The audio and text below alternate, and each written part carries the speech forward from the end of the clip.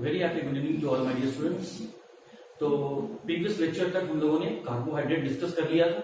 आज हम लोग इसी बायोमॉलिक्यूल में अगले सेगमेंट को डिस्कस करने जा रहे हैं। एक दूसरे एग्जांपल का बायोमॉलिक्यूल का दूसरा एग्जांपल डिस्कस करने जा रहे हैं, जिसका नाम है स्टूडेंट प्रोटीन।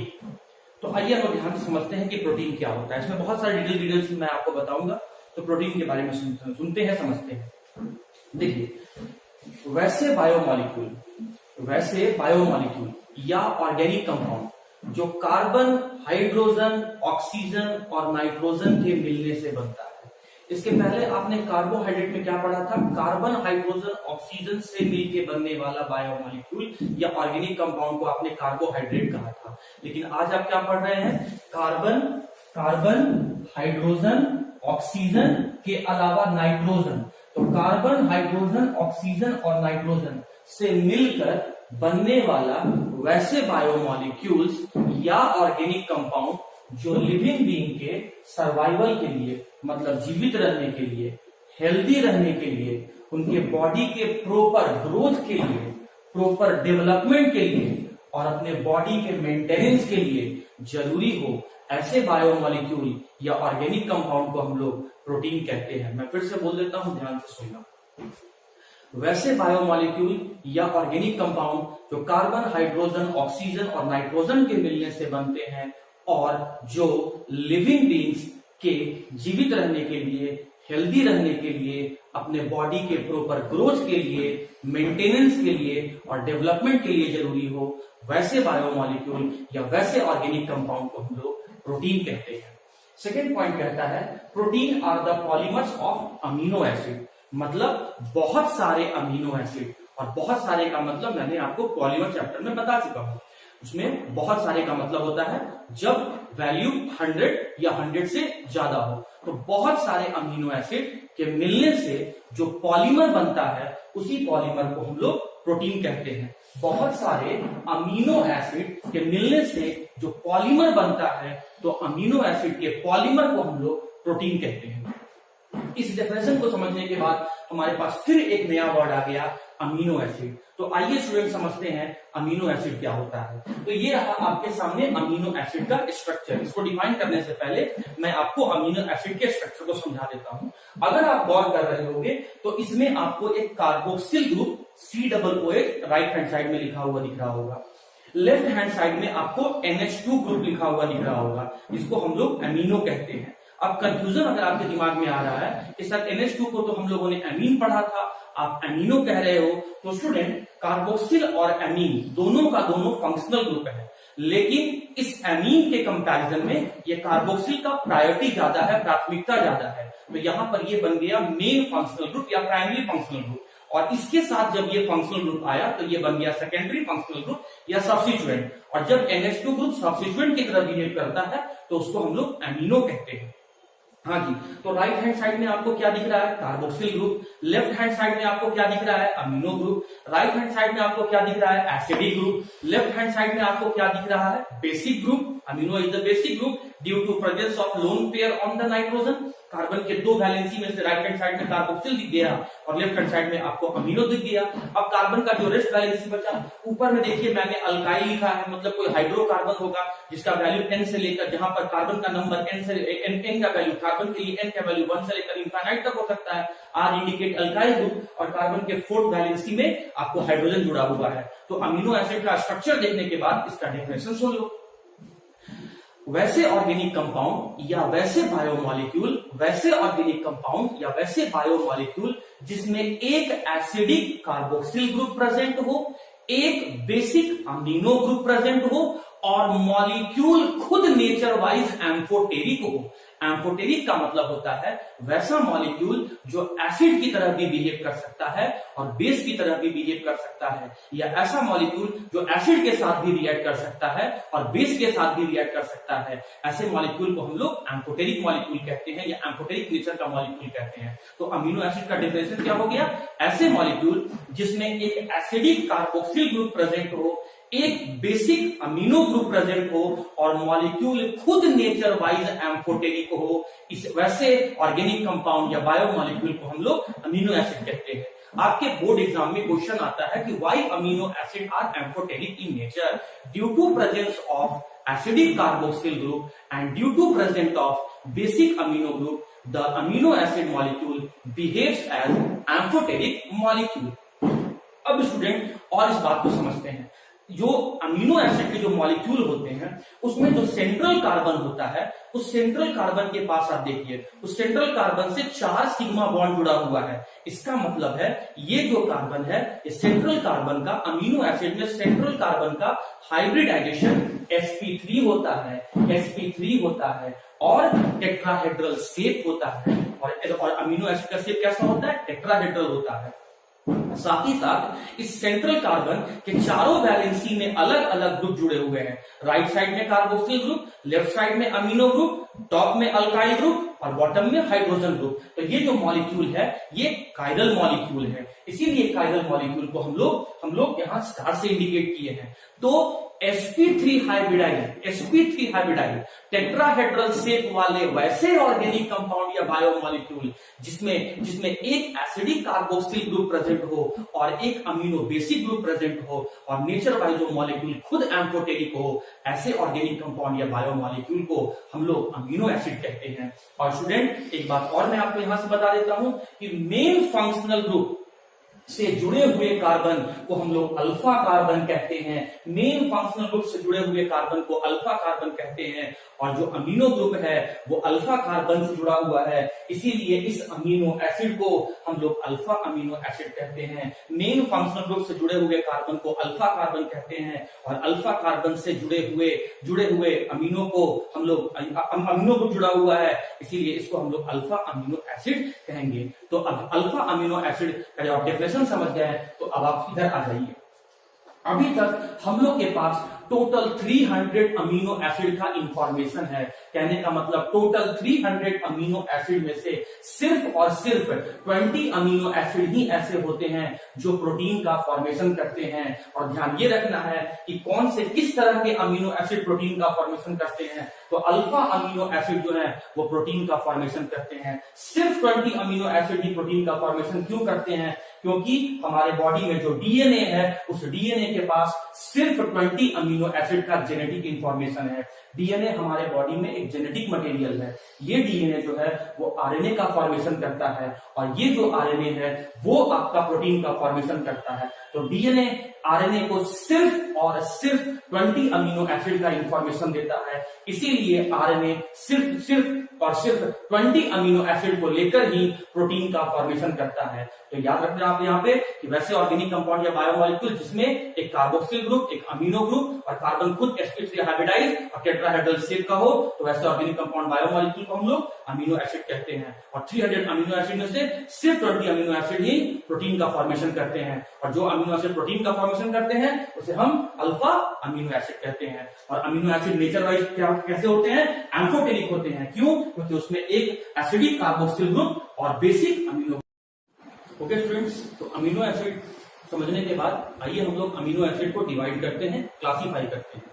तो सबसे पहले अमीनो एसिड को क्लासिफाई किया गया है on the basis of nutritional requirement, मतलब आपको जरूरत के हिसाब से अमीनो एसिड को 2 भाग में बांटा गया है, 2 पार्ट में क्लासिफाई किया गया है। एक है इसेंशियल अमीनो एसिड, मैं शॉर्ट में लिखा हूं ए मतलब अमीनो एसिड।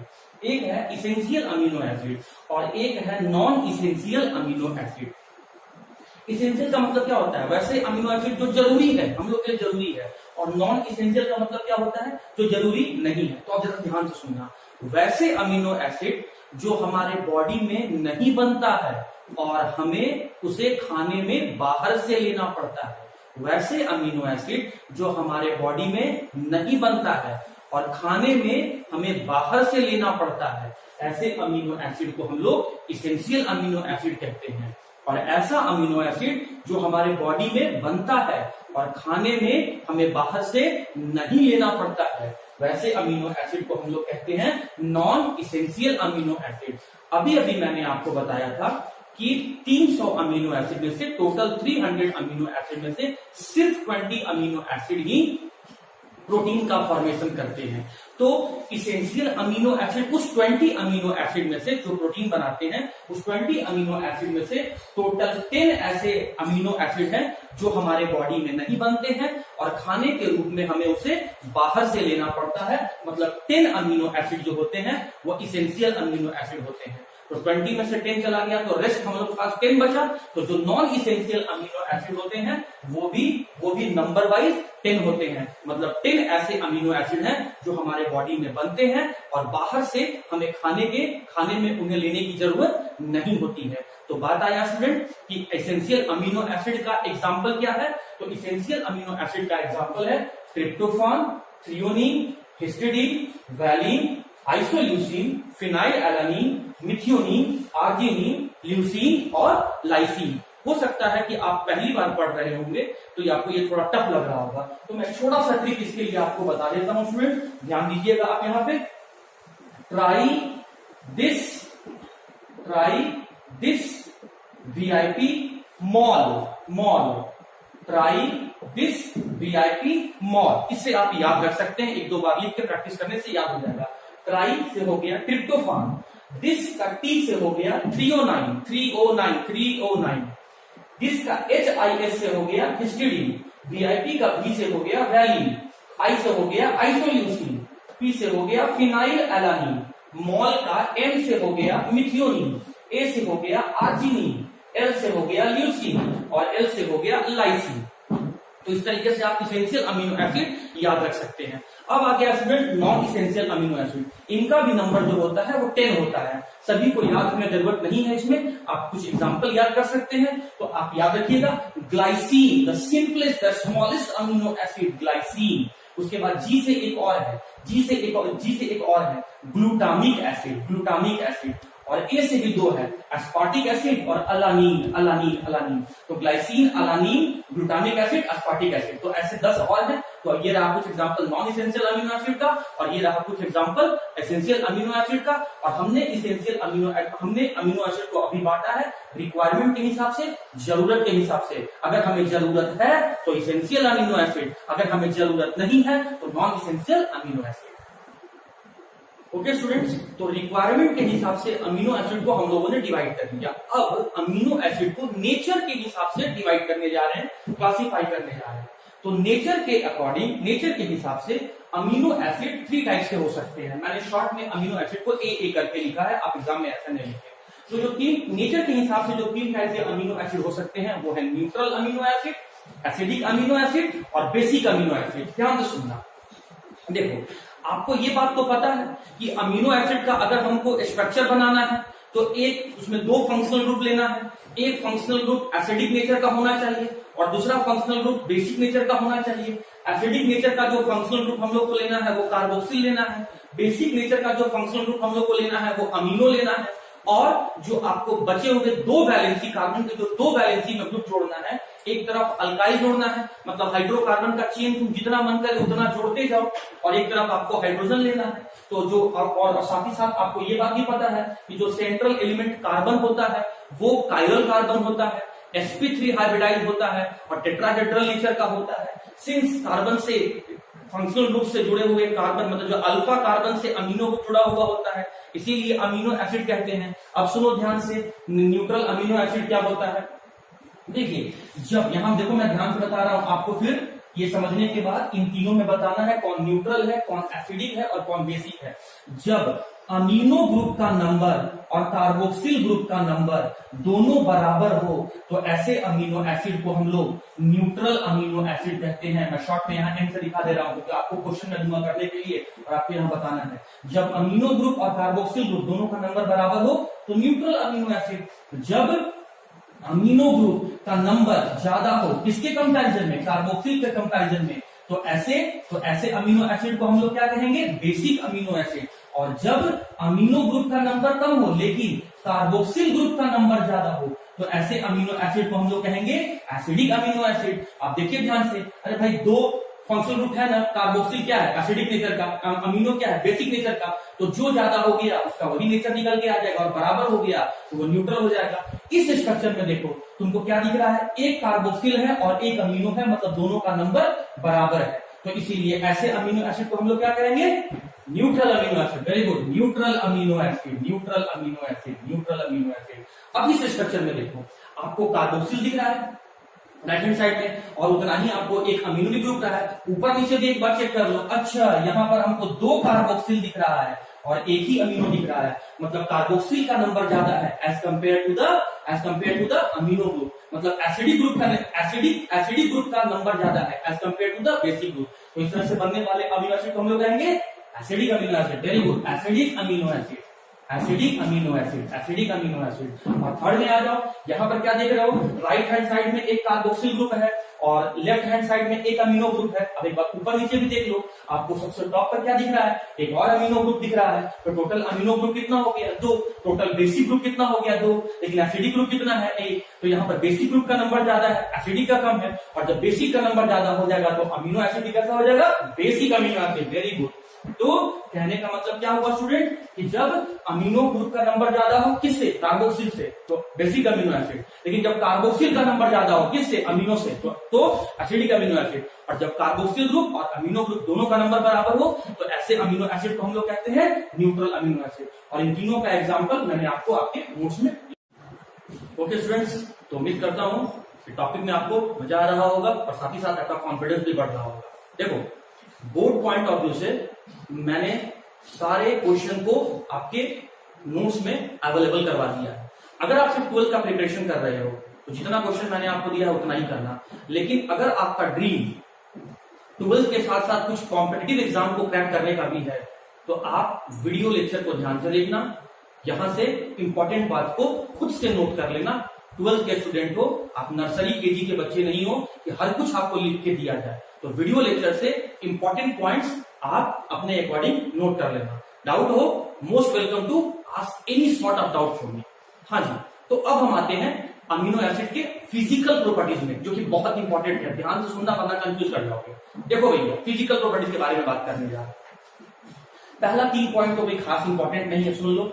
अमीनो एसिड का अपना कोई कलर होता नहीं है, इसीलिए वे कलरलेस होते हैं। सेकंड कहा गया है कि अमीनो एसिड क्रिस्टलाइन शेप के होते हैं, मतलब उनका एक डेफिनिट शेप होता है, निश्चित आकृति होता है। क्या होता है वो बात का चीज है, वो एग्जाम में नहीं पूछता है, लेकिन हाँ डेफिनिट शेप होता है, इसीलिए क्रिस्टलाइन शेप के होते हैं। और अमीनो एसिड वाटर में सॉल्युबल होते हैं। ये था 3 पॉइंट जो कि बहुत ज्यादा जरूरी नहीं है, लेकिन 4th point very very important, क्योंकि एग्जाम में डेफिनेशन भी पूछा जाता है। हाँ जी, अमीनो एसिड ज्विटर आयन के फॉर्म में एग्जिस्ट करते हैं।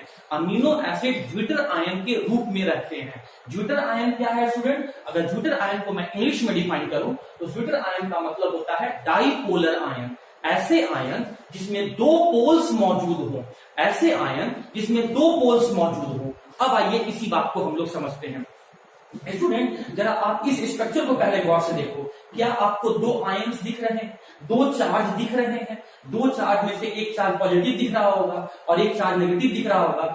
वैसे मॉलिक्यूल जिसमें पॉजिटिव और नेगेटिव दोनों प्रेजेंट हो इक्वल नंबर में, फिर से सुनना, एक ऐसा मॉलिक्यूल जिसमें पॉजिटिव और नेगेटिव दोनों प्रेजेंट हो और वो भी इक्वल नंबर में प्रेजेंट हो, तो ऐसे मॉलिक्यूल को हम लोग डाइपोलर आयन या ज्विटर आयन कहते हैं। तो अमीनो एसिड डाइपोलर आयन के फॉर्म में एग्जिस्ट करता है, इसीलिए अमीनो एसिड को ज्विटर आयन कहते हैं। अब क्वेश्चन आया कि आखिर अमीनो एसिड न्यूट्रल फॉर्म से डाइपोलर आयन के रूप में कैसे बन जाता है। तो स्टूडेंट बहुत छोटे से क्लास में आप लोग पढ़ते होंगे या पढ़े हुए होंगे कि एसिड वो सब्सटेंस होता है जो डिसोसिएट होके H+ मतलब प्रोटॉन देता है, और बेस वो सब्सटेंस होता है जो उसी प्रोटॉन को एक्सेप्ट कर लेता है। ध्यान से, जो H+ जो प्रोटॉन को डोनेट किया एसिड, और जो प्रोटॉन को एक्सेप्ट किया वो नेचर वाइज क्या हो जाएगा,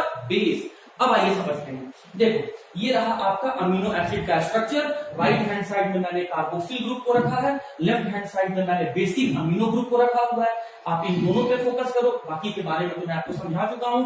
एसिड क्या होता है, H+ डोनर, मतलब जो H+ को टूट के जो H+ रिलीज करता है, देता है।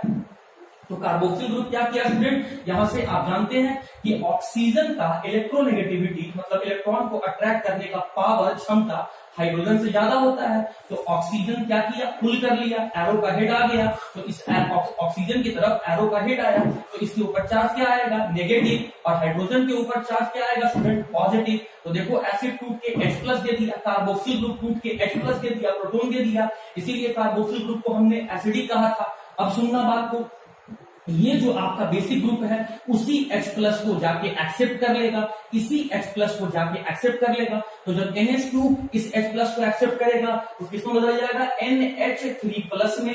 अब आप देख सकते हो जब ये यहां से स्टूडेंट, मैं यहां से हटा रहा हूं, जब ये यहां से इसको ये एक्सेप्ट कर लिया तो H+ यहां आके जुड़ गया, और जुड़ गया तो ये बन गया NH3 पॉजिटिव, और यहाँ पर ये रह गया COO-। अब ये जैसा था स्टूडेंट मैं वैसे का वैसे ही रहने देता हूं।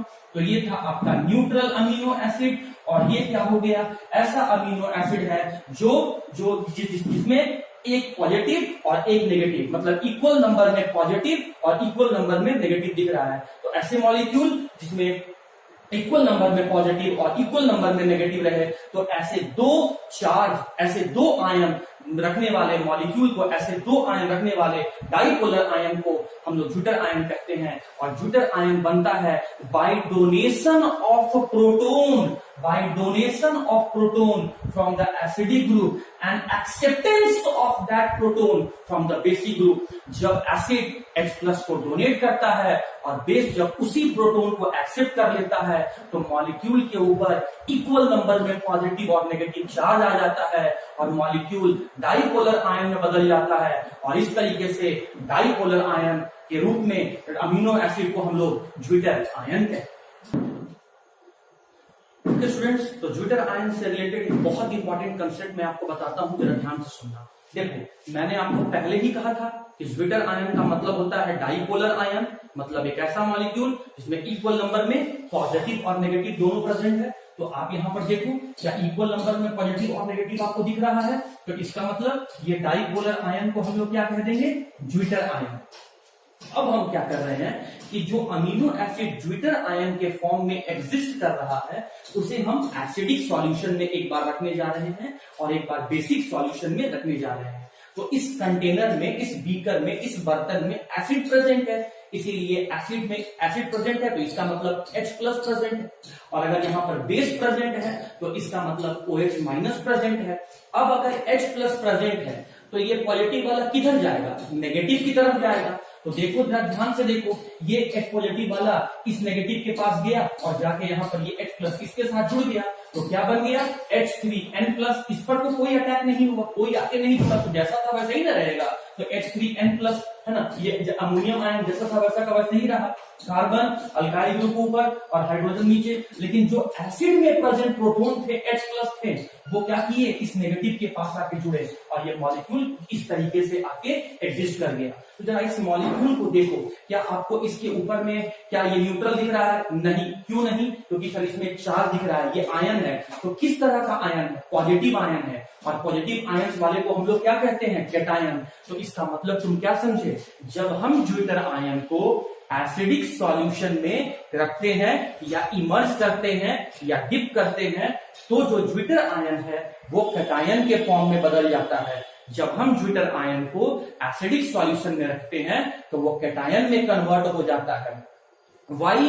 Due to acceptance of proton by the carboxylate ion. Carboxylate ion के द्वारा प्रोटोन को एक्सेप्ट कर लेता है और वो पूरा ज्यूटर आयन कैटायन के फॉर्म में एग्जिस्ट कर जाता है। उसी तरीके से स्टूडेंट अब यहां ध्यान से देखो, मैंने क्या किया, ज्यूटर आयन लिया और इस ज्यूटर आयन को मैंने कहां रख दिया, इस ज्यूटर आयन को मैंने बेसिक सॉल्यूशन में रख दिया। और अगर ये सॉल्यूशन बेसिक है तो ये डिसोसिएट होकर क्या दे रहा होगा, हाइड्रोक्साइड आयन, OH- आयन दे रहा होगा। तो ये नेगेटिव वाला किसके पास जाएगा, पॉजिटिव के पास जाएगा। तो अब नेगेटिव के पास तो ये जाएगा नहीं, यहां से तो रिपल्सन फील हो जाएगा, पॉजिटिव के पास गया, अमोनियम के पास गया, तो इसका H+ और यहाँ सॉल्यूशन में रहने वाला OH-, अरे अमोनियम का H+ और यहाँ का हाइड्रोक्साइड आयन का OH-, यहां से मिलके वाटर मॉलिक्यूल निकल गया, और जब H प्लस यहां से निकल गया तो यहाँ क्या बच गया, H2 है। तो इधर तो कोई चार्ज नहीं रहा, लेकिन सिर्फ और सिर्फ यहाँ पर एक नेगेटिव चार्ज रहा। तो क्या इसको हम लोग ज्विटर आयन बोल सकते हैं? नहीं। क्यों नहीं बोल सकते हैं? क्योंकि हमको पॉजिटिव और नेगेटिव आयन नहीं दिख रहा है,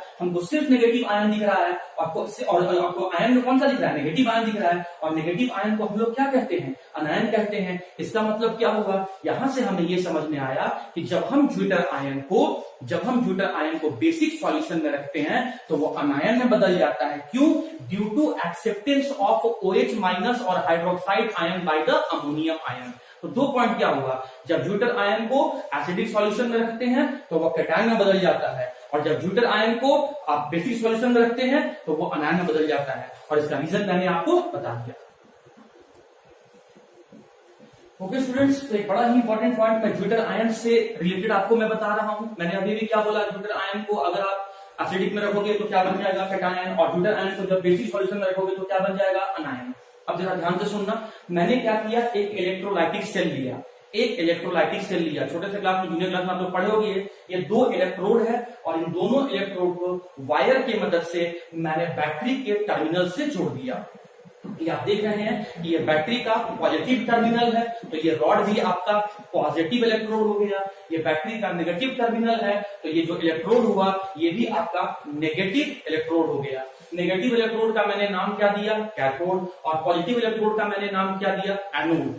अब मैं क्या करता हूं कि मैं कैटायन को मैं लाके यहाँ पर डिप करता हूं, मैं कैटायन को लाकर यहाँ पर इस सॉल्यूशन में रखता हूं। तो आप बताओ कि जब मैं इलेक्ट्रिक फील्ड अप्लाई करूंगा, मतलब इलेक्ट्रिक फील्ड जब मैं अप्लाई करूंगा, तो आप बताओ कि ये कैटायन, अरे मैंने इस कैटायन को मैंने इस सॉल्यूशन में डाल दिया, इस इलेक्ट्रोलाइटिक सेल में डाल दिया। तो आप बताओ इलेक्ट्रिक फील्ड अप्लाई करने पर ये कैटायन किस इलेक्ट्रोड की तरफ मूव करेगा? तो ये कैटायन है, इसके ऊपर पॉजिटिव चार्ज है, तो ये अपने अपोजिट वाले चार्ज रखने वाले इलेक्ट्रोड की तरफ माइग्रेट करेगा। तो नेगेटिव इलेक्ट्रोड कौन सा है? कैथोड। तो इसका मतलब हुआ कि जब हम इलेक्ट्रिक फील्ड, मैं शॉर्ट में लिख रहा हूं स्टूडेंट, जब मैं इलेक्ट्रिक फील्ड अप्लाई करता हूं इलेक्ट्रोलाइटिक सेल में, तो कैटायन जो है वो कैथोड की तरफ मूव कर जाता है। अब इस अनायन को देखो, इस अनायन के ऊपर क्या है? नेगेटिव चार्ज है, और जब मैं इसको इलेक्ट्रोलाइटिक सॉल्यूशन में रखूंगा तो बताओ ये किधर जाएगा? ये किधर अट्रैक्ट होगा? अपोजिट चार्ज वाले इलेक्ट्रोड की तरफ अट्रैक्ट होगा। मतलब नेगेटिव है तो पॉजिटिव चार्ज वाले इलेक्ट्रोड की तरफ अट्रैक्ट होगा। और पॉजिटिव चार्ज वाला इलेक्ट्रोड कौन सा है? एनोड है। इसका मतलब जब मैं अनायन को इलेक्ट्रिक फील्ड अप्लाई करूंगा तो ये एनोड की तरफ अट्रैक्ट होगा। और अब मैं पूरे डायग्राम को एक बार समझा देता हूं स्टूडेंट, कि जब मैं ज्विटर आयन को एसिडिक सॉल्यूशन में रखूंगा तो ये कैटायन बन जाएगा, और कैटायन बनने के कारण से इलेक्ट्रिक फील्ड अप्लाई करने पर ये कैथोड की तरफ मूव कर जाएगा। उसी ज्विटर आयन को जब मैं बेसिक सॉल्यूशन में रखूंगा तो ये अनायन बन जाएगा, और उस इलेक्ट्रिक फील्ड अप्लाई करने पर ये एनोड की तरफ मूव करेगा। और ये बहुत इंपॉर्टेंट पॉइंट है। ज्विटर आयन समझने के बाद अब हम लोग फिर एक और इंपॉर्टेंट पॉइंट समझने जा रहे हैं, that is isoelectric point. Isoelectric point मतलब हम एक पॉइंट के बारे में पढ़ने जा रहे हैं, जहां उस पॉइंट को हम लोग कब देखेंगे? जब हम उस पर इलेक्ट्रिक फील्ड अप्लाई करेंगे। और उस पॉइंट को हम लोग कब देखेंगे? जब हम लोग इलेक्ट्रिक फील्ड अप्लाई करेंगे। और आइसो का मतलब होता है सेम या कांस्टेंट, मतलब इलेक्ट्रिक फील्ड अप्लाई करने पर वो कांस्टेंट रहेगा। कौन? अमीनो एसिड कांस्टेंट रहेगा। तो हमको देखना है कि इलेक्ट्रिक फील्ड अप्लाई करने पर अमीनो एसिड कांस्टेंट किस पॉइंट पर है, किस पॉइंट पर जाके अमीनो एसिड मूव करना बंद कर दिया है। अभी अभी आपने देखा था कि जब मैंने इलेक्ट्रिक फील्ड अप्लाई किया तो जो कैटायन था वो कैथोड की तरफ मूव कर गया था, और जो अनायन था, अनायन फॉर्म में जो अमीनो एसिड था वो एनोड की तरफ मूव कर गया था। लेकिन अब हम वैसे पॉइंट के बारे में देखने जा रहे हैं जिस पे इलेक्ट्रिक फील्ड अप्लाई करने के बाद अमीनो एसिड मूव ही नहीं करता है, न वो कैथोड की तरफ जाता है, न वो कैथोड की तरफ जाता है, न वो एनोड की तरफ जाता है। तो आइए डेमोन्स्ट्रेशन इसी पॉइंट को डिटेल समझते हैं। आइसो इलेक्ट्रिक पॉइंट को हम लोग सिंबल से दिखाते हैं पीआई। आइसो इलेक्ट्रिक पॉइंट का सिंबल है पीआई। ये हमें पीएच वैल्यू के बारे में बताता है। वो पीएच का वैल्यू, एक खास पीएच वैल्यू को बताता है, एक पीएच के स्पेसिफिक पॉइंट को बताता है। और पीएच स्केल के बारे में आप जानते होंगे स्टूडेंट, पीएच स्केल एक ऐसा स्केल है, हेंडरसन साइंटिस्ट के द्वारा एक ऐसा स्केल है जिसमें हम लोग किसी भी इलेक्ट्रोलाइट के नेचर को ऑब्जर्व कर सकते हैं। अगर उस स्केल में अगर कोई सब्सटेंस का पीएच वैल्यू पीएच वैल्यू 7 से कम आएगा तो वो सब्सटेंस नेचर वाइज एसिडिक होगा, और अगर वो सब्सटेंस का पीएच वैल्यू 7 से लेकर 14 के बीच में आएगा तो वो सब्सटेंस बेसिक होगा, और अगर वो सब्सटेंस का पीएच वैल्यू खुद 7 ही होगा तो वो आपका सब्सटेंस जो होगा वो न्यूट्रल होगा। तो एसिडिक, बेसिक और न्यूट्रल मतलब सब्सटेंस के नेचर को ऑब्जर्व करने के लिए या बताने वाला स्केल को ही हम लोग कहते हैं पीएच स्केल। अब स्टूडेंट अभी अभी मैंने आपको बताया था acidic amino acid, basic amino acid और न्यूट्रल अमीनो एसिड। तो एसिडिक अमीनो एसिड है तो उसका पीएच का वैल्यू क्या होगा, 7 से लेस होगा, 7 से कम ही होगा। और अगर बेसिक अमीनो एसिड है तो उसका पीएच का वैल्यू क्या होगा, वो आपका 7 से ज्यादा होगा, मतलब राइट साइड में कोई होगा। और अगर न्यूट्रल अमीनो एसिड है तो उसका पीएच का वैल्यू क्या होगा, वो खुद 7 ही होगा, मतलब मिडिल में होगा। लेकिन अब आप समझिए बात को, एसिडिक अमीनो एसिड में क्या होता है, एसिडिक अमीनो एसिड में क्या होता है मैंने अभी अभी आपको बताया था, थोड़ा सा मैं यहाँ पर रब कर रहा हूं ताकि स्पेस खाली हो जाए, आप जरा ध्यान से समझेंगे। देखिए जब हम लोग ज्विटर आयन को एसिडिक सॉल्यूशन में रखे थे तो वो कैटायन की तरफ मूव कर गया था, और वो कैटायन बन के वो कैथोड की तरफ मूव कर गया था, यही देखे थे। लेकिन क्या होता है कि एसिडिक अमीनो एसिड जो होते हैं वो इस पीएच वैल्यू पर, किस पीएच वैल्यू पर, पीएच वैल्यू जब 3 रहे, इस पीएच वैल्यू पर जितने भी एसिडिक अमीनो एसिड होते हैं वो इस पीएच वैल्यू पर न्यूट्रल हो जाते हैं। मतलब न्यूट्रल कहने का मतलब ना वो एनोड की तरफ मूव करते हैं ना वो कैथोड की तरफ मूव करते हैं। मैं फिर से कह रहा हूं स्टूडेंट, मेरी बात को ध्यान से समझना, एसिडिक अमीनो एसिड जो होते हैं उनका पीएच वैल्यू 7 से कम होता है, और जब ज्विटर आयन को हम एसिडिक सॉल्यूशन में डाले थे तब वो कैटायन बन के कैथोड की तरफ मूव कर रहा था। लेकिन जितने भी एसिडिक अमीनो एसिड होते हैं वो पीएच बराबर 3 वैल्यू पर ना तो एनोड की तरफ मूव करते हैं ना तो कैथोड की तरफ मूव करते हैं। तो वो पीएच का वैल्यू जिस पर अमीनो एसिड किसी भी इलेक्ट्रोड की तरफ मूव नहीं करता हो इलेक्ट्रिक फील्ड अप्लाई करने पर, तो उस पीएच के वैल्यू को हम लोग आइसो इलेक्ट्रिक पॉइंट कहते हैं। बेसिक अमीनो एसिड में पीएच का वैल्यू 7 से ग्रेटर होता है। अभी अभी आपने देखा कि ज्विटर आयन को जब हमने बेसिक सॉल्यूशन में डाला तो वो अनायन बन के एनोड की तरफ मूव कर गया। लेकिन स्टूडेंट बेसिक अमीनो एसिड जितने भी होते हैं वो इस पीएच पर, मतलब पीएच बराबर 10 पर ना वो एनोड की तरफ मूव करते हैं ना वो कैथोड की तरफ मूव करते हैं। तो वो पीएच का वैल्यू जिसमें अमीनो एसिड, कोई भी amino acid, acidic amino acid या बेसिक अमीनो एसिड किसी भी इलेक्ट्रोड की तरफ नहीं मूव करते हैं, तो उस खास पीएच वैल्यू को आइसो इलेक्ट्रिक पॉइंट कहा जाता है और इंडिकेट पीआई से किया जाता है। तो पीएच का वो वैल्यू जिसमें अमीनो एसिड न्यूट्रल हो जाते हैं, किसी भी इलेक्ट्रोड की तरफ मूव नहीं करते हैं, और उस पीएच के इलेक्ट्रिक फील्ड अप्लाई करने पर तो उस पीएच के वैल्यू को हम लोग आइसो इलेक्ट्रिक पॉइंट कहते हैं। तो आप एसिडिक अमीनो एसिड के लिए पीएच का वैल्यू, आप पीएच का वैल्यू न कह के आप सीधा कहिएगा पीआई का वैल्यू कितना हो जाएगा, 3, मतलब वो पीएच का वैल्यू जिस पर अमीनो एसिड कहीं मूव नहीं करेगा। और बेसिक अमीनो एसिड के लिए पीआई का जो वैल्यू हो जाएगा वो आपका पीआई बराबर, आप ऐसे लिखिए पीआई बराबर पीएच बराबर 3, मतलब पीआई किसको बताता है, P, तो पीएच कितना होना चाहिए, 3। ये 3 किसको बता रहा है, आइसो इलेक्ट्रिक पॉइंट को, मतलब 3 पर एसिडिक अमीनो एसिड कहीं मूव नहीं करेगा। ये पीआई किसको बताता है, पीएच को। और बेसिक अमीनो एसिड के लिए पीआई का वैल्यू कितना हो जाएगा, 10, मतलब जब 10 वैल्यू हो जाएगा, पीएच का 10 वैल्यू हो जाएगा तो बेसिक अमीनो एसिड किसी भी इलेक्ट्रोड की तरफ मूव नहीं करेगा।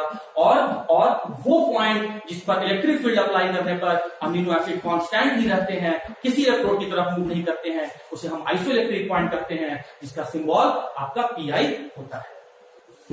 ओके स्टूडेंट्स, तो ज्विटर आयन और आइसो इलेक्ट्रिक पॉइंट को डिस्कस करने के बाद मैं फिर से इंपॉर्टेंट पॉइंट पर आ रहा हूं, डीएल कॉन्फ़िगरेशन इन अमीनो एसिड। और याद करो मैं यही पॉइंट आपको कार्बोहाइड्रेट के बारे में बताया था, और वहां भी मैंने बताया था कि ये कॉन्फ़िगरेशन, ये नेमिंग सिस्टम हम लोग उस कंपाउंड के लिए करते हैं जिनका मॉलिक्यूलर फॉर्मूला सेम हो लेकिन उनमें एटम या ग्रुप ऑफ एटम के अरेंजमेंट में अंतर हो। जरा इन दोनों स्ट्रक्चर में देखो, दोनों का मॉलिक्यूलर फॉर्मूला आपको सेम दिख रहा होगा बट आपको इनके अरेंजमेंट में अंतर दिख रहा होगा। अगर गौर करोगे तो बेसिक ग्रुप जो है, अमीनो ग्रुप जो है यहाँ लेफ्ट हैंड साइड दिख रहा है, और बेसिक ग्रुप जो है, अमीनो ग्रुप जो है यहाँ राइट हैंड साइड दिख रहा है।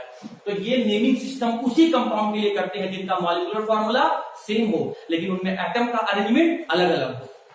हाँ जी, तो आइए जरा चेक कर लेते हैं। पहला कंडीशन क्या बताया था आपको, कायरल कार्बन होना चाहिए। और कायरल कार्बन का मतलब क्या होता है, कार्बन के चारों वैलेंसी में अलग अलग ग्रुप जुड़ा हुआ होना चाहिए। तो आप देख सकते हैं कार्बन के चारों वैलेंसी में अलग अलग ग्रुप जुड़ा हुआ है। टॉप पे अल्काइल है, राइट में कार्बोक्सिल है, बॉटम में हाइड्रोजन है और लेफ्ट में अमीनो है।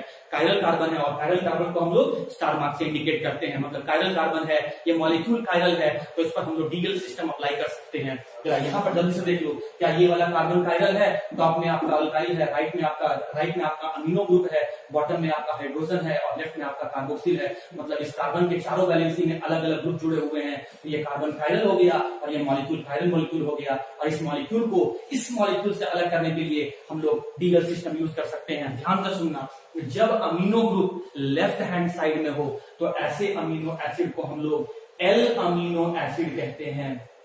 एल अमीनो एसिड कहते हैं। और जब amino group right hand side में हो, दाहिना साइड में हो, तो ऐसे अमीनो एसिड को हम लोग D, capital D amino acid कहते हैं। तो ये रहा स्टूडेंट दो कंपाउंड का, इनका मॉलिक्यूलर फॉर्मूला सेम है लेकिन उनमें अरेंजमेंट का, एटम का अरेंजमेंट अलग अलग है। अच्छा, एक एग्जांपल देखो आप यहाँ पर, ये ग्लाइसिन अमीनो एसिड है, क्या इस पर हम लोग डीएल कॉन्फ़िगरेशन अप्लाई कर सकते हैं? नहीं। क्यों नहीं? क्योंकि ये वाला कार्बन कायरल कार्बन नहीं है। आप देख सकते हैं टॉप में और बॉटम में आपका सेम एटम हाइड्रोजन जुड़ा हुआ है, तो ये कार्बन कायरल कार्बन नहीं है। ये मॉलिक्यूल आपका ग्लाइसिन मॉलिक्यूल जो है वो कायरल मॉलिक्यूल नहीं है, इसीलिए डीएल कॉन्फ़िगरेशन नहीं यूज कर सकते हैं। इसका मतलब है DL configuration can be used for all amino acid but it can not be used for the smallest amino acid glycine because it is not chiral molecule। तो ग्लाइसिन अमीनो एसिड को छोड़कर सभी अमीनो एसिड कायरल मॉलिक्यूल होते हैं। अगर उस chiral molecule वाले amino acid में amino group left hand side में तो एल अमीनो एसिड, और उस कायरल मॉलिक्यूल वाले अमीनो एसिड में अगर amino group right hand side में है तो आपका कैपिटल।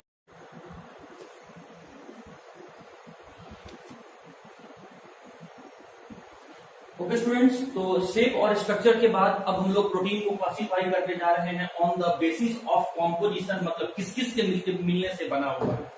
अगर प्रोटीन सिर्फ और सिर्फ अमीनो एसिड के मिलने से बना है तो ऐसे प्रोटीन को हम लोग कहते हैं सिंपल प्रोटीन।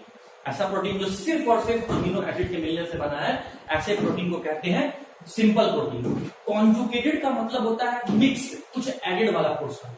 तो जब अमीनो एसिड के साथ साथ कुछ नॉन प्रोटीनेशियस पार्ट जैसे न्यूक्लिक एसिड या कार्बोहाइड्रेट या फिर आपका लिपिड या फिर आपका फास्फोरस जुड़ा हुआ है, मैं फिर से बता रहा हूं, जब प्रोटीन सिर्फ अमीनो एसिड का बना है तो सिंपल प्रोटीन, और जब प्रोटीन अमीनो एसिड के साथ साथ कुछ नॉन प्रोटीन वाला पार्ट भी जुड़ा हुआ है जैसे nucleic acid, carbohydrate, lipid, phosphorus, तो इस तरह से बनने वाले प्रोटीन को हम लोग कहते हैं कॉन्जुगेटेड प्रोटीन। और नॉन प्रोटीनेशियस पार्ट को हम लोग कहते हैं प्रोस्थेटिक ग्रुप। जैसे अगर न्यूक्लियो प्रोटीन है तो उसमें prosthetic group, non proteinaceous part क्या है? Nucleic acid. तो अमीनो एसिड और न्यूक्लिक एसिड के मिलने से बनने वाला प्रोटीन कॉन्जुगेटेड प्रोटीन, और ऐसे कॉन्जुगेटेड प्रोटीन का नाम क्या है? न्यूक्लियोप्रोटीन। और एग्जांपल क्या है स्टूडेंट? क्रोमाटीन। और क्रोमाटीन क्या होता है? Thin thread like structure in the chromosome. जो क्रोमोजोम में थ्रेड लाइक स्ट्रक्चर पर पतला सा जो थीन थ्रेड लाइक जो स्ट्रक्चर होता है, इसी में हम लोग क्रोमाटीन कहते हैं। आप पढ़े होंगे 9th-10th में। अब आ जाइए ग्लाइकोप्रोटीन। तो ऐसा कंजुगेटेड प्रोटीन जो अमीनो एसिड और कार्बोहाइड्रेट के मिलने से बनता है। Example mucin. और म्यूसिन कहां प्रेजेंट होता है? हमारे सलाइवा में, लार में। अब आ जाइए ऐसा कॉन्जुगेटेड प्रोटीन जो अमीनो एसिड और लिपिड के मिलने से बना है, ऐसे कॉन्जुगेटेड प्रोटीन को हम लोग कहते हैं लिपोप्रोटीन। तो इस तरह के कॉन्जुगेटेड प्रोटीन का नाम दिया गया है उसमें जुड़ने वाले prosthetic group, non proteinaceous part के हिसाब से। अगर न्यूक्लिक एसिड है तो न्यूक्लियोप्रोटीन, कार्बोहाइड्रेट है तो ग्लाइकोप्रोटीन, और अगर लिपिड है तो लिपोप्रोटीन, और फास्फोरस है तो फॉस्फोप्रोटीन। न्यूक्लियोप्रोटीन का एग्जांपल क्रोमाटीन, ग्लाइकोप्रोटीन का एग्जांपल म्यूसिन, लिपोप्रोटीन का एग्जांपल लिपोवाइटलिन ऑफ एग। ये जो एग यॉल्क होता है, जो आपके एग में जो अंदर वाला जो पोर्शन होता है, येलो वाला जो पोर्शन होता है, यॉल्क होता है, उसमें जो प्रोटीन प्रेजेंट होता है स्टूडेंट, वो होता है आपका लिपोप्रोटीन वाला पार्ट। अब आ जाइए फॉस्फोप्रोटीन। तो ऐसा कॉन्जुगेटेड प्रोटीन जो अमीनो एसिड और फास्फोरस के मिलने से बना है, ऐसे कॉन्जुगेटेड प्रोटीन को हम लोग कहते हैं फॉस्फोप्रोटीन। और इसका एग्जांपल है केसीन, जो मिल्क में प्रेजेंट होता है। अब आ जाओ स्टूडेंट, थर्ड टाइप का है डिराइव प्रोटीन। प्रोटीन के डाइजेशन से या डीनेचुरेशन से, डीनेचुरेशन क्या होता है मैं आगे बताऊंगा। प्रोटीन के डाइजेशन से या प्रोटीन के डीनेचुरेशन से, मतलब खराब हो जाने से, उसका बायोलॉजिकल और फिजिकल प्रॉपर्टी लूज हो जाने से। अब फिजिकल बायोलॉजिकल प्रॉपर्टी क्या लूज हो रहा है स्टूडेंट, मैं बाद में बात करूंगा। तो प्रोटीन के डाइजेशन से या प्रोटीन का फिजिकल बायोलॉजिकल प्रॉपर्टी लूज हो जाने के बाद जो प्रोटीन बचता है उसी प्रोटीन को हम लोग कहते हैं डिराइव्ड प्रोटीन। जैसे जब हम प्रोटीन को डाइजेस्ट करते हैं तो पेप्टोन्स और पॉलीपेप्टाइड बनता है। तो स्टूडेंट मैंने आपको बनने के हिसाब से, कॉम्पोजिशन के हिसाब से आपको प्रोटीन को क्लासिफाई कर दिया। सिर्फ अमीनो एसिड तो सिंपल प्रोटीन, अमीनो एसिड के साथ साथ अगर कोई नॉन प्रोटीन पार्ट जैसे nucleic acid, carbohydrate, lipid, phosphorus तो कॉन्जुगेट प्रोटीन। अब प्रोटीन के डाइजेशन से या प्रोटीन के डीनेचुरेशन से जो प्रोटीन बन के आता है ऐसे प्रोटीन को हम लोग कहते हैं डिराइव्ड प्रोटीन। और इसका एग्जांपल आप याद रखना। प्रोटीन को अब हम लोग प्रोटीन को क्लासिफाई करने जा रहे हैं उसके फंक्शन के हिसाब से। ऐसा प्रोटीन जो कुछ स्ट्रक्चर बनाने में हेल्प करता है जैसे कोलेजन, ये हमारे बोन्स वगैरह बनाने में हेल्प करता है। मसल्स को बोन से जोड़ने में हेल्प करता है और मसल्स को बोन से जिस स्ट्रक्चर से जोड़ा जाता है स्टूडेंट उसे हम कहते हैं टेंडन्स। याद रखो, बायोलॉजी वाले को तो पता ही होगा, केमिस्ट्री वाले आप, मैथ्स वाले आप याद रखो, मसल्स को आपके बॉडी में मसल्स को बोन से जोड़ने वाले स्ट्रक्चर को हम लोग कहते हैं टेंडन्स। तो ऐसा प्रोटीन जो बोन्स को ग्रो करने में हेल्प करेगा, टेंडन्स के बनाने में, टेंडन्स के फॉर्मेशन में हेल्प करेगा, उस तरह के प्रोटीन को हम लोग कहते हैं स्ट्रक्चरल प्रोटीन। और स्ट्रक्चरल प्रोटीन का एग्जांपल है कोलेजन। कॉन्ट्रैक्टाइल प्रोटीन, ऐसा प्रोटीन जो मसल्स के कॉन्ट्रैक्शन में, एक्सपेंशन में, कॉन्ट्रैक्शन में, एक्सपेंशन में, कॉन्ट्रैक्शन में, एक्सपेंशन में हेल्प करेगा, ऐसे प्रोटीन को कहते हैं कॉन्ट्रैक्टाइल प्रोटीन। एग्जांपल मायोसिन, ये मसल्स में प्रेजेंट होता है इसीलिए नाम पड़ गया है मायोसिन। ऐसा प्रोटीन जो इंजाइम वगैरह बनाने में हेल्प करता है, फॉर एग्जांपल अमाइलेज, और ये ऐसा एंजाइम है जो स्टार्च के डाइजेशन में हेल्प करता है। ऐसा प्रोटीन जो हार्मोन्स के फॉर्मेशन, जो हार्मोन्स की तरह काम करता है या हार्मोन्स के फॉर्मेशन में हेल्प करता है। फॉर एग्जांपल इंसुलिन, और इंसुलिन एक ऐसा प्रोटीन है जो हमारे ब्लड में शुगर लेवल को कंट्रोल करता है। तो मैंने आपको प्रोटीन को क्लासिफाई करके बता दिया शेप के हिसाब से, 2 टाइप का, फाइब्रस और ग्लोबुलर। उसके बाद फिर कॉम्पोजिशन के हिसाब से 3 टाइप का, सिंपल, कॉन्जुगेटेड और डिराइव्ड। और फंक्शन के हिसाब से 4 टाइप का, structural, contractile, enzyme and hormones. और अब एक प्रोटीन का लास्ट टॉपिक बचा हुआ है student, that is structure of protein, जो मैं अब नेक्स्ट क्लास में डिस्कस करूंगा। और नेक्स्ट क्लास का लेक्चर छोटा ही होगा क्योंकि मैं स्ट्रक्चर ऑफ प्रोटीन, विटामिन और न्यूक्लिक एसिड पढ़ाऊंगा। एंजाइम और हार्मोन्स में एक एक क्वेश्चन है, वो आप खुद से कर लेना, उसमें कुछ समझाने वाला क्वेश्चन नहीं है, टाइम बहुत कम है, इसलिए थोड़ा सा आगे वाले पोर्शन को भी ध्यान में रखते हुए हमें अपना सिलेबस लेके चलना है। तो स्टूडेंट्स आज के लिए था, फिर हम लोग कल मिलेंगे। ओके स्टूडेंट्स, तो ज्यूटर आयन और आइसोइलेक्ट्रिक पॉइंट को समझने के बाद अब हम लोग अमीनो एसिड में ही एक बड़ा इंपॉर्टेंट पॉइंट समझने जा रहे हैं, दैट इज पेप्टाइड बॉन्ड। आइए समझते हैं पेप्टाइड बॉन्ड क्या होता है। देखो, पेप्टाइड बॉन्ड समझने से पहले हम लोग को ये समझना होगा कि डिहाइड्रेशन रिएक्शन क्या होता है और अमाइड लिंकेज क्या होता है। जब हम लोग ये 2 पॉइंट को समझ लेंगे तो उसके बाद हम लोग को पेप्टाइड बॉन्ड समझने में आसानी होगा। कोई भी 2 सब्सटेंस जब वाटर मॉलिक्यूल का लॉस करके आपस में कंबाइन करते हैं, जैसे मान लो ये कोई सब्सटेंस रहा होगा, ये कोई सब्सटेंस रहा होगा, ये कोई रिएक्टेंट मॉलिक्यूल है और ये कोई दूसरा रिएक्टेंट मॉलिक्यूल है, तो 2 रिएक्टेंट मॉलिक्यूल, 2 सब्सटेंस, मान लो कोई एक सब्सटेंस ये है, दूसरा सब्सटेंस ये है, तो जब 2 सब्सटेंस वाटर मॉलिक्यूल का लॉस करते हुए आपस में कंबाइन किए, कैसे कंबाइन किए? वाटर मॉलिक्यूल का लॉस करते हुए जब आपस में कंबाइन किए, तो कोई भी 2 सब्सटेंस वाटर मॉलिक्यूल का लॉस करते हुए आपस में कंबाइन करते हैं तो इस तरह का रिएक्शन को हम लोग डिहाइड्रेशन रिएक्शन कहते हैं। और स्टूडेंट आपको पता होगा कि अमाइड फंक्शनल ग्रुप का फॉर्मूला ये होता है, अगर इस अमाइड फंक्शनल ग्रुप से हमको कोई 2 सब्सटेंस को जोड़ना है, एक लेफ्ट से जोड़ना है और एक राइट से जोड़ना है, तो एक लेफ्ट से वैलेंसी फ्री करना होगा ताकि हम लेफ्ट से लाके जोड़ सके, तो वैलेंसी तो लेफ्ट साइड से फ्री दिख रहा है। और अगर हमको राइट से जोड़ना होगा तो राइट साइड में भी वैलेंसी फ्री करना होगा, तो हम एक हाइड्रोजन को यहाँ से हटा दिए और वैलेंसी फ्री कर दिए। तो इस लिंकेज को हम लोग कहते हैं अमाइड लिंकेज। और 2 सब्सटेंस जब वाटर मॉलिक्यूल का लॉस करते हुए आपस में कंबाइन करेंगे तो हम लोग उसको डिहाइड्रेशन रिएक्शन कहेंगे। अब यहाँ पर आ जाओ, देखो मैं 2 अलग अलग कलर के पेन से मैंने अमीनो एसिड को यहाँ दिखाया है। ये रहा आपका अमीनो एसिड और ये रहा आपका दूसरा अमीनो एसिड, सही है।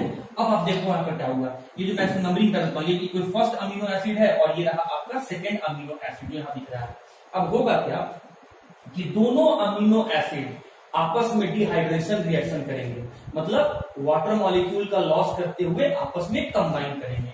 तो वाटर मॉलिक्यूल का लॉस दिखाना है स्टूडेंट, तो मैं क्या कर रहा हूं कि इस अमीनो एसिड का जो कार्बोक्सिल है मैं यहां से हाइड्रोक्सी को हटा रहा हूं, और जो इस अमीनो एसिड का जो लेफ्ट साइड में अमीनो ग्रुप है मैं वहां से हाइड्रोजन को हटा रहा हूं। तो क्या देख रहे हैं कि यहाँ से वाटर मॉलिक्यूल रिलीज होकर बाहर जा रहा है, मतलब बाई प्रोडक्ट वाटर बन रहा है और दो अमीनो एसिड आपस में कंबाइन कर रहा है।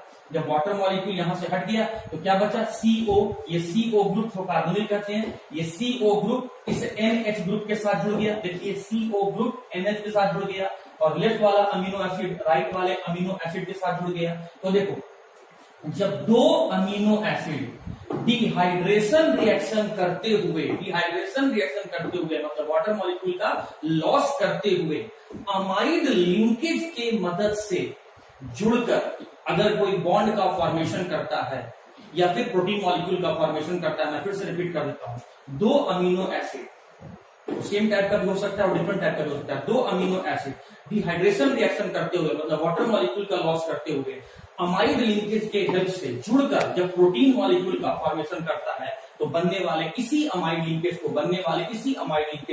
हम लोग पेप्टाइड बॉन्ड कहते हैं। मैं एक बार फिर से रिपीट कर देता हूं, दो अमीनो एसिड सेम टाइप का चाहे डिफरेंट टाइप का, तो डिहाइड्रेशन रिएक्शन करते हुए आपस में कंबाइन करके अमाइड लिंकेज से आपस में कंबाइन करके जब प्रोटीन मॉलिक्यूल का फॉर्मेशन करते हैं तो बनने वाला इसी अमाइड लिंकेज को हम लोग पेप्टाइड बॉन्ड कहते हैं। याद करो पुराना हम क्या बताए थे, ग्लाइकोसाइडिक लिंकेज कहां बताए थे, वो हम बताए थे कार्बोहाइड्रेट में। तो जो ईथर लिंकेज जब दो मोनोसैकेराइड ईथर लिंकेज की मदद से जुड़कर ओलिगोसैकेराइड और पॉलीसैकेराइड बनाते थे तो बनने वाले इसी ईथर लिंकेज को हम लोग ग्लाइकोसाइडिक बॉन्ड कह रहे थे। और आज क्या बता रहे हैं, दो अमीनो एसिड जब इस अमाइड लिंकेज की हेल्प से जुड़कर प्रोटीन मॉलिक्यूल का फॉर्मेशन कर रहे हैं तो इसी अमाइड लिंकेज को पेप्टाइड बॉन्ड और वहां पर उसी ईथर लिंकेज को ग्लाइकोसाइडिक बॉन्ड कहते हैं। तो इतना बात समझ में आ गया होगा स्टूडेंट। तो चलो मैं आगे और बताता हूं। ओके स्टूडेंट, तो आप लोग पेप्टाइड बॉन्ड को समझ गए होंगे। बनता किसमें है पेप्टाइड बॉन्ड, प्रोटीन में। कैसे बनता है, दो अमीनो एसिड आपस में डिहाइड्रेशन रिएक्शन करते हुए अमाइड लिंकेज का फॉर्मेशन कर लेते हैं, उसी को हम लोग पेप्टाइड बॉन्ड कहते हैं। तो अब सुनो, जब दो अमीनो एसिड, मैं शॉर्ट में अमीनो एसिड को ए लिखा हूं, आप एग्जाम में मत लिखना, मैं आपको समझाने के लिए आपको ऐसा लिखा हूं। दो अमीनो एसिड जब पेप्टाइड बॉन्ड से जुड़ते हैं तो इसको कहते हैं हम लोग डाइपेप्टाइड। जब 3 से लेकर 9 अमीनो एसिड आपस में पेप्टाइड बॉन्ड से जुड़ते हैं तो वैसे वो कहते हैं ओलिगोपेप्टाइड। इसको ऐसे समझो, मान लो ये कोई अमीनो एसिड है और मान लो स्टूडेंट ये कोई अमीनो एसिड है, तो दो अमीनो एसिड आपस में पेप्टाइड बॉन्ड से जुड़ेंगे तो क्या कहेंगे, डाइपेप्टाइड। मान लो कि ये ऐसा 3 यहाँ आप देख रहे हैं कि यहाँ पर आप यहाँ पर क्या देख रहे हैं, ये 2 से ज्यादा है।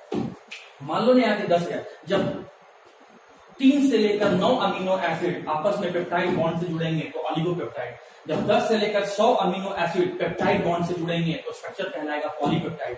और जब 100 से ज्यादा अमीनो एसिड आपस में पेप्टाइड बॉन्ड से जुड़ेंगे तो वही कहलाएगा प्रोटीन। और याद करो, मैंने आज लेक्चर के स्टार्टिंग में आपको बताया था कि protein are the polymer of amino acid. कहने का मतलब जब बहुत सारे अमीनो एसिड मतलब 100 से ज्यादा अमीनो एसिड आपस में पेप्टाइड बॉन्ड से जुड़कर जो पॉलीमर का फॉर्मेशन करते हैं उसे ही हम प्रोटीन कहते हैं। तो स्टूडेंट, आपको अमीनो एसिड का जितना भी टॉपिक था वो मैंने बता दिया। अब अमीनो एसिड से मैं फिर वापस प्रोटीन पे आता हूं, जो मैंने स्टार्टिंग में डेफिनेशन बताया था कि कार्बन हाइड्रोजन ऑक्सीजन नाइट्रोजन से मिलकर बनने वाला ऐसा ऑर्गेनिक कंपाउंड या बायोमॉलिक्यूल तो लिविंग बीइंग के रहने के लिए, हेल्थी रहने के लिए, सर्वाइवल के लिए, हेल्थी रहने के लिए, बॉडी के ग्रोथ और डेवलपमेंट के लिए जरूरी है। ऐसे बायोमॉलिक्यूल या ऑर्गेनिक कंपाउंड को हम लोग प्रोटीन कहते हैं। And point number 2, protein are the polymer of amino acid. मतलब बहुत सारे अमीनो एसिड के मिलने, बहुत सारे अमीनो एसिड के पेप्टाइड बॉन्ड से मिलने से जो बायोमॉलिक्यूल बनता है, जो पॉलीमर बनता है, उसे हम प्रोटीन कहते हैं। तो अब अमीनो एसिड मैंने समझा दिया, वापस प्रोटीन पर आ रहा हूं और अब मैं आ रहा हूं क्लासिफिकेशन ऑफ प्रोटीन। मतलब मैं प्रोटीन को डिवाइड करने जा रहा हूं।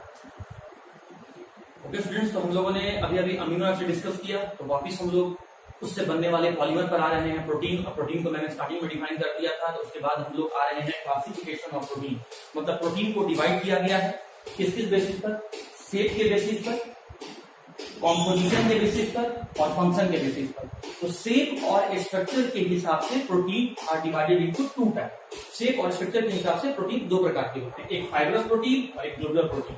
वैसा प्रोटीन जो थ्रेड लाइक, जो दिखने में थ्रेड जैसा दिखे, जो थ्रेड जैसा दिखने में जो दिखे, तो ऐसे प्रोटीन को हम लोग कहते हैं फाइब्रस प्रोटीन। और ऐसा प्रोटीन जो बॉल जैसा दिखे, ऐसे प्रोटीन को हम लोग कहते हैं ग्लोबुलर प्रोटीन।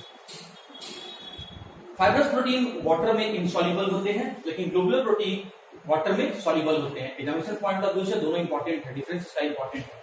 थर्ड आ जाओ, फाइब्रस प्रोटीन में स्ट्रॉन्ग इंटरमॉलिक्यूलर हाइड्रोजन बॉन्डिंग होते हैं। मैं इसको समझाता हूं, पहले आप डिफरेंस समझ लो। स्ट्रॉन्ग इंटरमॉलिक्यूलर हाइड्रोजन बॉन्डिंग होते हैं और ग्लोबुलर प्रोटीन में वीक इंटरमॉलिक्यूलर हाइड्रोजन बॉन्डिंग होते हैं। फाइब्रस प्रोटीन का एग्जांपल है केराटिन, जो हमारे हेयर्स में पाए जाते हैं, नेल्स में पाए जाते हैं। मसल्स में पाए जाने वाला प्रोटीन मायोसिन, बोन्स में पाए जाने वाला प्रोटीन कोलेजन और मिल्क में पाए जाने वाला प्रोटीन फाइब्रोइन। तो keratin, myosin, collagen and fibroin are the example of fibrous protein. और इधर आ जाओ स्टूडेंट, इंसुलिन एक ऐसा प्रोटीन जो हमारे ब्लड में शुगर लेवल को कंट्रोल करके रखता है, वैसे प्रोटीन को कहते हैं इंसुलिन प्रोटीन।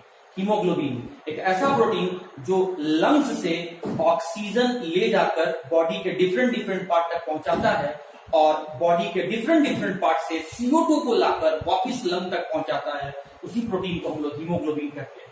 एंटीबॉडी एक ऐसा प्रोटीन जो हमारे बॉडी को या हमें एंटीजन से बचाता है, मतलब बैक्टीरिया और वायरस के अटैक से बचाता है, तो ऐसे प्रोटीन को हम लोग एंटीबॉडीज कहते हैं। तो insulin, haemoglobin and antibody are the example of globular protein and keratin, myosin, collagen and fibroin are the example of fibrous protein. अब मैं इस थर्ड पॉइंट को एक्सप्लेन करने जा रहा हूं स्टूडेंट, बस आप दिमाग में रखना कि फाइब्रस प्रोटीन में स्ट्रॉन्ग इंटरमॉलिक्यूलर हाइड्रोजन बॉन्डिंग होते हैं और ग्लोबुलर प्रोटीन में आपका वीक इंटरमॉलिक्यूलर हाइड्रोजन बॉन्डिंग होते हैं। स्टूडेंट, मैं रफ में कोशिश करता हूं आपको समझाने के लिए कि ये हाइड्रोजन बॉन्डिंग कैसे बनता है। तो देखो, मान लो कि ये 100 अमीनो एसिड आपस में जुड़कर पॉलीपेप्टाइड चेन का फॉर्मेशन किया हुआ है। 100 अमीनो एसिड आपस में जुड़कर पॉलीपेप्टाइड चेन का फॉर्मेशन किया हुआ है। ये फर्स्ट पॉलीपेप्टाइड चेन है और ये सेकंड पॉलीपेप्टाइड चेन है। ये जो मैंने ब्लॉक दिखा रखा है ये अमीनो एसिड है और दो अमीनो एसिड आपस में, अभी मैंने बताया था कि अमाइड लिंकेज से जुड़ते हैं, जिसे हम पेप्टाइड बॉन्ड कह रहे थे, और अमाइड लिंकेज का फॉर्मूला मैंने आपको बताया था CONH।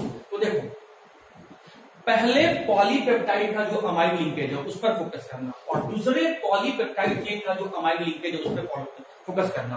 तो जो पहले पॉलीपेप्टाइड में अमाइड लिंकेज है उसका हाइड्रोजन और दूसरे पॉलीपेप्टाइड में जो अमाइड लिंकेज है उसका ऑक्सीजन, इन दोनों के बीच में हाइड्रोजन बॉन्डिंग का फॉर्मेशन होता है। फिर से देखो, समझ में आएगा। पहले पॉलीपेप्टाइड चेन में जो अमाइड लिंकेज है उस अमाइड लिंकेज का हाइड्रोजन और दूसरे पॉलीपेप्टाइड चेन में जो अमाइड लिंकेज है उसका ऑक्सीजन, जब आपस में कंबाइन किया तो यह हाइड्रोजन बॉन्डिंग का फॉर्मेशन किया। पहले पॉलीपेप्टाइड चेन में जो अमाइड लिंकेज है उसका हाइड्रोजन और दूसरे पॉलीपेप्टाइड चेन में जो अमाइड लिंकेज है उसका ऑक्सीजन। पहले पेप्टाइड चेन में जो अमाइड लिंकेज है उसका हाइड्रोजन और दूसरे पॉलीपेप्टाइड चेन में जो अमाइड लिंकेज है उसका ऑक्सीजन। ये हाइड्रोजन और ऑक्सीजन के बीच में जो बॉन्ड बन रहा है, इस बॉन्ड को हम लोग कह रहे हैं हाइड्रोजन बॉन्डिंग। तो अगर ये बनने वाला हाइड्रोजन बॉन्डिंग स्ट्रॉन्ग है तो वो फाइब्रस प्रोटीन है, और अगर बनने वाला हाइड्रोजन बॉन्डिंग अगर वो वीक है तो ग्लोबुलर प्रोटीन है। तो इस तरीके से स्टूडेंट मैंने आपको फाइब्रस प्रोटीन और ग्लोबुलर प्रोटीन का डिफरेंस बता दिया, मतलब शेप के हिसाब से प्रोटीन को डिवाइड